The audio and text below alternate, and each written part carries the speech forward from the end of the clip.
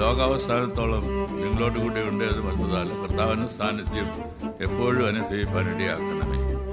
അവരെന്നെ തുണയായി ഇണയായി സമൃദ്ധിയായുള്ള ജീവൻ്റെ അനുഭവത്തിലേക്ക് നയിക്കുന്നവരായി ഞങ്ങൾ ഓരോരുത്തരും തീരുവാനെ കൊണ്ടിടയാക്കണമേ. വെറുപ്പും വിദ്വേഷം നിറഞ്ഞതായുള്ള ഈ ലോകത്തിൽ സ്നേഹത്തിൻ്റെതായുള്ള പാത വെട്ടി തുറക്കുവാൻ ഞങ്ങളുടെയൊക്കെ ജീവിതം സഹായമായി തീരണമേ എന്ന് പ്രാർത്ഥിക്കുന്നു.